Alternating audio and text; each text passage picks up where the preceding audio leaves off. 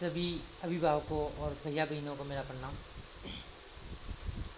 अपन ने कक्षा अष्टमी का अध्याय 4 कानूनों की समझ भाग 1 में कानून के बारे में पढ़ा थोड़ा।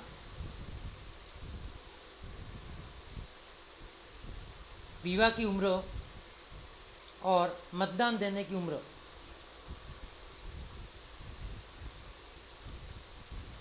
मतदान देने की जो उम्र है वह 18 वर्ष या 18 वर्ष से अधिक हो वह व्यक्ति मतदान कर सकता है। अभी जो अपन पढ़ेंगे वह है नए कानून किस तरह बनते हैं। कानून काम तो करते हैं, लेकिन कानूनों का निर्माण कैसे होता है, नए कानून कैसे बनते हैं, इसके बारे में पढ़ते हैं।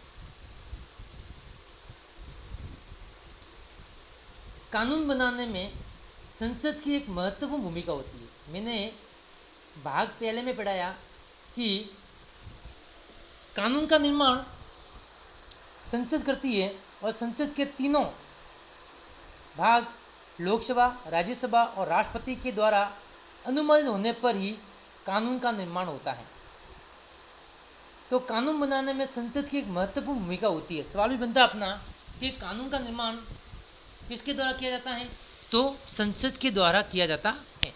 ठीक है, नेक्स्ट है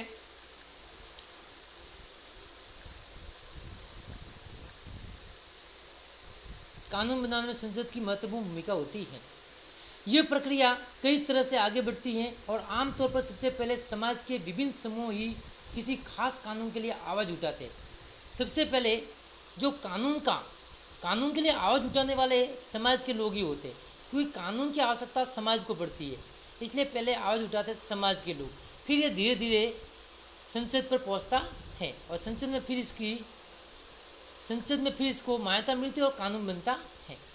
ये संसद की जिम्मेदारी है कि वह लोगों के सामने आ रही समस्याओं के प्रति संवेदनशील हो। इम्पोर्टेंट बात है कि संसद की जिम्मेदारी क्या है। संसद की जो जिम्मेदारी है वह लोगों की समस्याओं के प्रति संवेदनशील, यानी लोगों की समस्याओं को, जो लोगों की समस्या है उसका निर्धारण करना, निर्माण करना या उनकी समस्याओं का समाधान करना। आइए देखें कि घरेलू हिंसा का सवाल किस तरह संसद के सामने आया था। घरेलू हिंसा, आपको मालूम होगा कि जो घरेलू हिंसा है बहुत टाइप की होती है। घरेलू हिंसा में क्या क्या हो सकता है, एक पति के द्वारा या एक सास ससुर के द्वारा अपनी बहू पर किया जाने वाला अत्याचार दहेज के लिए। जमीनों के विवाद हो सकते हैं, छोटे बच्चों के 14 या 14 वर्ष से कम उम्र के बच्चों से दुकानों में काम कराना या उसके ऊपर हिंसक रूप से कार्य करना, मारपीट करना, ये सब घरेलू हिंसा में आते हैं। तो घरेलू हिंसा का सवाल किस तरह संसद के सामने आया और घरेलू हिंसा की रोकथाम पर कानून बनने की प्रक्रिया क्या थी। तो घरेलू हिंसा का घरेलू हिंसा से संबंधित जो समस्या थी वो संसद के सामने किस प्रकार की आई और इसके ऊपर किस प्रकार से कानून बनाया गया, इसके ऊपर किस प्रकार से रोकथाम की गई, यह संसद के द्वारा, इसके बारे में पढ़ेंगे। जब परिवार का कोई पुरुष सदस्य, आमतौर पर पति, मैंने भी बोला कि घरेलू हिंसा में अधिकतर पति या सास ससुर के द्वारा पत्नी पर किया जाने वाला अत्याचार,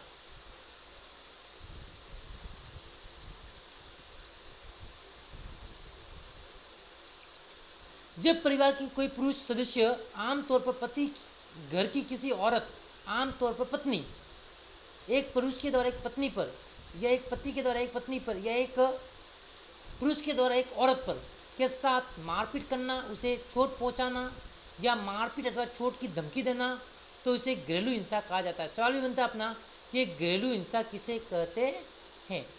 तो घरेलू हिंसा किसे कहते हैं, तो एक पति के द्वारा पत्नी पर हिंसक रूप से कार्य करना, उसके साथ मारपीट करना, उसका शोषण करना, ये सब घरेलू हिंसा के अंतर्गत आता है। देख लीजिए, मारपीट करना,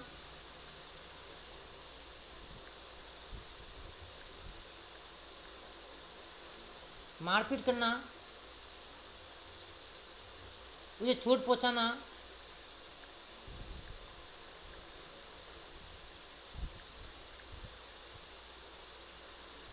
मारपीट करना, उसे चोट पहुंचाना, चोट पहुंचाने की धमकी देना, मारपीट करने की धमकी देना, तो इसे घरेलू हिंसा कहा जाता है।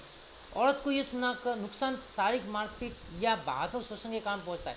या तो उसके शरीर के ऊपर अत्याचार किया जाता है, मारपीट की जाती है, या उसको मानसिक रूप से उसको प्रभावित किया जाता है, मानसिक रूप से उसका शोषण किया जाता है। भावनात्मक भाव, उसका ऐसे भाव उत्पन्न करना कि वह औरत कोई भी काम करने के लिए मजबूर हो जाए, तो भावनात्मक शोषण के काम पहुंच सकता है। ये शोषण मौखिक, यौन या फिर आर्थिक शोषण भी हो सकता है। ये मौखिक शोषण भी हो सकता है, बार बार उसको टॉर्चर करना, यौन संबंधित अत्याचार,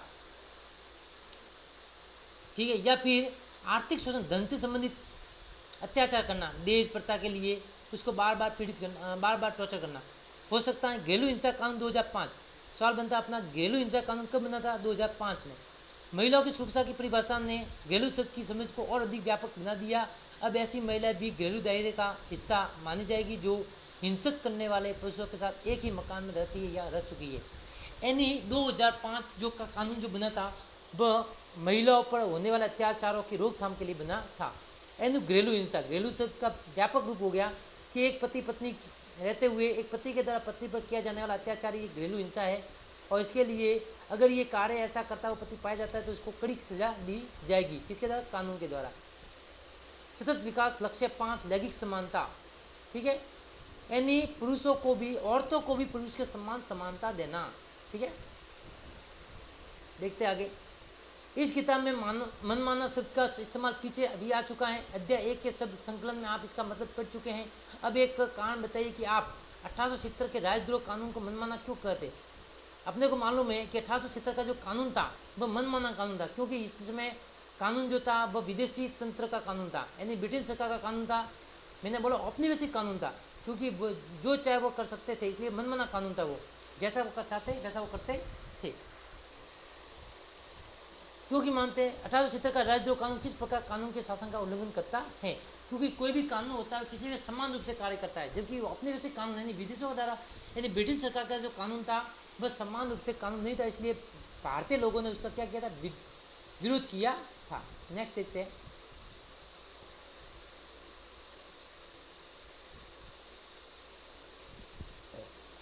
घरेलू हिंसा से संबंधित कुछ कार्टून दिए गए हैं, देखेंगे। अरे साजिया, आज का अखबार पढ़ा तुमने? ये महिलाओं के लिए कितनी बड़ी बात है ना। अखबार में कुछ पढ़ा है महिलाओं के बारे में, इसके बारे में बता रहे हैं। महिलाओं के लिए ही क्यों? हिंसा मुक्त परिवार तो सबके लिए ही अच्छे हैं। यानी हिंसा, किसी पर भी हिंसा नहीं करना, अहिंसक होना, अत्याचार नहीं करना, मारपीट नहीं करना, यानी हिंसा मुक्त परिवार तो सबके लिए ही अच्छे हैं। देखो ना कुसुम, इस कानून को बनने में कितना वक्त लग गया, बल्कि पहले तो इसे हमें नए कानून की जरूरत ही साबित करनी पड़ी, यानी बल्कि पहले तो हमें नए कानून, पहले तो उसका नया कानून बनाना पड़ा, फिर ये कानून के रूप में परिवर्तित हुआ। अप्रैल 1991 दफ्तर का एक आम दिन। मुझे सलाह चाहिए, मेरा आदमी मुझे पीटता है। मैंने अभी तक किसी से ये बात नहीं बताई, मुझे बड़ी शर्म आती है, पर अब बर्दाश्त नहीं होता। यानी मारपीट एक औरत कितनी सहन कर सकती है, लेकिन मेरे पास कोई सहारा भी नहीं है, मैं कहाँ जाऊँ? तो मेरा बेटा और बहू मुझसे बहुत बुरा बर्ताव करते हैं, बहुत भला बुरा करते हैं। मुझे, मैं अपने बैंक खातों का भी इस्तेमाल नहीं कर सकती। वे चाहे तो मुझे घर से ही भी निकाल सकते। मैं कहाँ जाऊँ? कहाँ पे जाएंगे? कानून में जाएंगे, क्योंकि महिलाओं पर किया जाने वाला अत्याचारों के लिए कानून बन चुका है। ये सब महिला पर अत्याचार किए जाने वाले संबंधित कार्य है। मैं पुलिस के पास नहीं जाना चाहती, तो मैं तो बस ये चाहती हूँ कि मारपीट बंद हो जाए। मैं बस ये चाहती हूँ कि मुझे मेरे घर से न निकाला जाए। बदकिस्मती से मौजूदा कानून फौजदारी कानून है। कैसा कानून? फौजदारी, यानी अत्याचार से संबंधित जो कानून बना है वह फौजदारी कानून है। आपसी मामलों को निपटाने वाले कानून फौजदारी कानून के रूप में आता है। उसमें ये दोनों रास्ते मुमकिन नहीं है। ठीक है, आगे देखते हैं। 1990 के दशक में विभिन्न मंचों से एक नए कानून की मांग उठती रही। हमने कई महिलाओं की आप बीती सुनी। हमने देखा है कि महिला मारपीट से बचाव चाहती हैं, वे अपने मकान में रहना चाहती हैं। कई बार उन्हें सिर्फ थोड़ी सी राहत की दरकार होती हैं। इस मुद्दे से निपटने के लिए एक नया नागरिक कानून होना चाहिए। महिलाओं से संबंधित कानून, महिलाओं की मांग की पूर्ति करने से संबंधित कानून। 1999 में वकीलों, कानून के विद्यार्थियों और समाज वैज्ञानिकों के संगठन लॉयर्स वकील कलेक्टिव ने राष्ट्रव्यापी चर्चा के बाद घरेलू हिंसा रोकथाम एवं सुरक्षा विधेयक का समझौता मसौदा तैयार किया। इस विधेयक को बहुत सारे लोगों को पढ़ाया गया। घरेलू हिंसा की परिभाषा में शारीरिक, आर्थिक, यौन और मौखिक व भावनात्मक दुर्व्यवहार को भी शामिल किया जा सकता है। तो घरेलू हिंसा में क्या क्या समझ किया जा सकता है? तो घरेलू हिंसा में एक तो शारीरिक, आर्थिक, यौन और मौखिक व भावनात्मक दुर्व्यवहार को शामिल किया जाता है। ठीक है। साझा घरेलू दायरे में रहने वाली किसी भी महिला को इस कानून के तहत रखा जाना चाहिए। उन्हें साझा मकान से बेदखल से बचाया जाना चाहिए। यानी मकान, किसी भी महिला को अपने मकान से बाहर नहीं निकाला जा सकता। और आर्थिक मदद के बारे में क्या ख्याल है? आर्थिक मदद यानी उसको अर्थ से संबंधित भी मदद करनी चाहिए। आगे देखते हैं। सब कांटों के रूप में दिए हुए सब कानून के बारे में बताया गया। विचार विमर्श के लिए अलग अलग संस्थानों के साथ बैठकें की गई। महिला आंदोलन घरेलू हिंसा पर एक नया कानून चाहता है। महिला आंदोलन घरेलू हिंसा पर एक नया कानून चाहता है। सरकार को यह प्रस्ताव जल्दी से जल्दी संसद में पेश करना, यानी कोई भी कानून बनाने से पहले उसको प्रस्ताव करना चाहिए। और प्रस्ताव कहाँ प्रस्तुत होता है? संसद में। और संसद में ही कानून को मूर्त रूप दिया जाता है। इस विधेयक में कोई भी वो बात नहीं है वो जो हमने सुनाई थी। हमें विधेयक के इस रूप का विरोध करना चाहिए। यानी हिंसा से संबंधित जो भी बातें महिला से संबंधित है, अगर वो कानून में नहीं है तो वो कानून फेल हो जाएगा। इसलिए वापस उस कानून को पुनः विचार के लिए संसद में भेजा जाता है। आखिरकार 2002 में यह विधेयक संसद में पेश कर दिया गया। लेकिन चलो, संवेदना सम्मेलन बुलाते हैं। साथ ही कंप्यूटर पर एक ऑनलाइन याचिका भी शुरू करनी चाहिए ताकि इंटरनेट पर लोग तुरंत अपनी राय दे सके। नेक्स्ट है, कई महिला संगठनों और राष्ट्रीय महिला आयोग ने संसदीय स्थानीय समिति को अपने सुझाव सौंप दिए। संसदीय स्थानीय समिति के माननीय सदस्यगण, वर्तमान विधेयक को बदलना जरूरी है। हमें घरेलू हिंसा की प्रस्तावित परिभाषा में सहमति नहीं है। इस कानून में बच्चों की अस्थायी कस्टडी का भी इस्तेमाल होना चाहिए, 18 वर्ष से कम। अक्टूबर 2006 में एक संवाददाता सम्मेलन के दौरान ये नया कानून क्या है, नया कानून कैसे बनता है, इसके बारे में। ये पहला कानून है जिसमें महिलाओं के हिंसा मुक्त परिवार के अधिकार को मान्यता दी गई और घरेलू हिंसा की एक व्यापक परिभाषा पेश की गई। दिसंबर 2002 में स्थायी समिति ने अपनी सिफारिशें राज्यसभा को सौंपी। जब महिला की घरेलू हिंसा से जो कानून बना तो दिसंबर 2002 में जो स्थायी समिति थी, इसने पहली अपील यानी पहली सिफारिश राज्यसभा को सौंपी। मैंने कहा ना, संसद में 3 रूप होते हैं, राज्यसभा, लोकसभा और राष्ट्रपति। तो पहले राज्यसभा में ये कानून गया, इन सिफारिशों को लोकसभा में पेश किया गया, फिर लोकसभा में गया। कमेटी की रिपोर्ट में महिला संगठनों की ज़्यादातर मांगों को स्वीकार कर लिया गया था। 2005 में संसद के सामने एक नया विधेयक पेश किया गया। दोनों सदनों में मंजूरी मिल गई, यानी राज्यसभा और लोकसभा में दोनों सदनों में मंजूरी मिलने के बाद राष्ट्रपति के पास जाता है और राष्ट्रपति के इसके ऊपर हस्ताक्षर होने के बाद वह कानून का रूप धारण कर लेता है। तो सामने एक नया विधेयक पेश किया गया, दोनों सदनों में मंजूरी मिल जाने के कारण बाद उसे राष्ट्रपति के पास स्वीकृति के लिए भेज दिया गया और 2006 में घरेलू हिंसा महिला सुरक्षा कानून लागू हुआ। तो सवाल बनता है कि घरेलू हिंसा महिला कानून कब लागू किया गया? तो 2006 में महिला सुरक्षा कानून लागू हुआ। ठीक है। नेक्स्ट है, ये एक दीवानी कानून है। दीवानी मामले जो करोड़ों महिलाओं को राहत प्रदान करेगा। बहुत सारी पत्नियां, माँओं, बेटियों और बहनों को अपने घरों में हिंसा से निजात मिलेगी। दीवानी और फौजदारी कानून। ठीक है। नेक्स्ट है,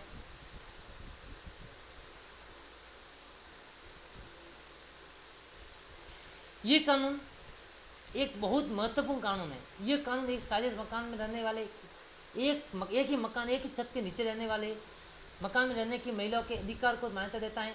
महिला किसी भी तरह की हिंसा के खिलाफ सुरक्षा का आदेश प्रदान प्राप्त कर सकती है। महिला अपने इलाज और अन्य खर्चों के लिए आर्थिक सहायता प्राप्त कर सकती है। अगर महिलाओं के ऊपर अत्याचार किया जा रहा है, पति के द्वारा महिलाओं को खर्च नहीं दिया जा रहा है, तो इसमें महिला अपने पति के खिलाफ इस घरेलू हिंसा कानून के अंतर्गत केस कर सकती हैं, दीवानी मुकदमा। अब एक और लंबा सफ़र शुरू होता है। हाँ, हमें इस बात का ख्याल रखना है कि इस कानून में जिस बातों का वादा किया गया है उन्हें सचमुच लागू किया जाए। हमें सब तरह नज़र रखनी होगी। हमें महिलाओं, पुलिस, न्यायपालिका सभी को इस कानून के बारे में शिक्षित करना होगा। यानी प्रत्येक व्यक्ति को जागरूक करना, चाहे महिला हो, पुलिस हो, न्यायालय, न्यायपालिका, सभी को इस कानून के बारे में जागरूक करना होगा। नेक्स्ट है, ये कानून इतना महत्वपूर्ण क्यों है, देखते हैं। घरेलू हिंसा से आप समझ गए कि आप क्या समझते हैं। आपके लिए सवाल भी है कि घरेलू हिंसा से आप क्या समझते हैं, इसको उत्तर आपको लिखना है। हिंसा की शिकार महिलाओं को नए कानून से कौन से 2 मुख्य अधिकार प्राप्त हुए, ठीक है, इसके बारे में भी आपको लिखना है। घरेलू हिंसा कानून से क्या समझते हैं और इस घरेलू हिंसा कानून से महिला को नए कानून से कौन से 2 मुख्य अधिकार प्राप्त हुए, इसके बारे में आपको 2 सवालों को उत्तर लिखने हैं। क्या आप एक ऐसी प्रक्रिया बना सकते हैं जिसका इस्तेमाल इस कानून की जरूरत के बारे में लोगों को अवगत कराने के लिए किया गया हो। उपरोक्त चित्रकथा पट को पढ़कर बताइए कि लोगों ने कौन से 2 तरीकों से संसद पर दबाव बनाया, ठीक है, ये सेम आपको करना है। नेक्स्ट है, एक कार्टून बनाया गया है। इस कार्टून में दर्शाया गया है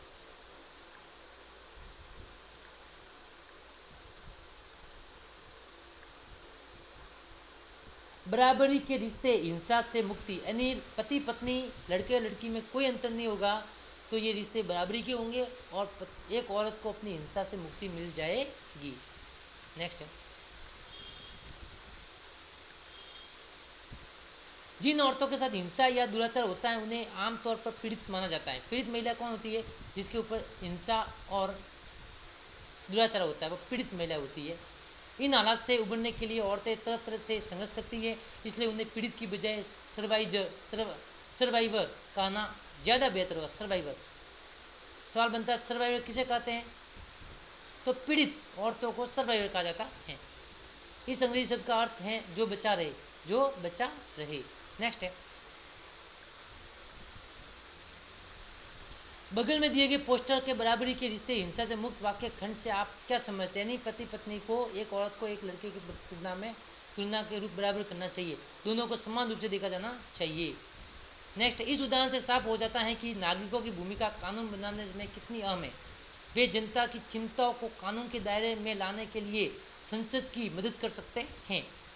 यानी कोई भी जनता की चिंता को कानून के दायरे में लाने के लिए संसद की मदद कर सकते हैं। इस प्रक्रिया के हर चरण में नागरिकों की आवाज़ बहुत मायने रखती है। ये आवाज़ टेलीविज़न, रिपोर्टरों, अखबारों के, ये तो टेलीविज़न के माध्यम से लोगों को जागरूक करना, अखबारों के संपादकीयों, रेडियो प्रचारणों और आम सभाओं के जरिए सुनी और व्यक्त की जा सकती है। इन सारे संचार माध्यमों के लिए जरिए संसद का काम ठोस और पारदर्शी, यानी अच्छी तरह पारदर्शी का मतलब है सही निर्णय से संबंधित कानून, सही से निर्णय करना, पारदर्शी तरीके से जनता के सामने आता है। कल अपन पढ़ेंगे अलोकप्रिय और विवादास्पद कानून। धन्यवाद।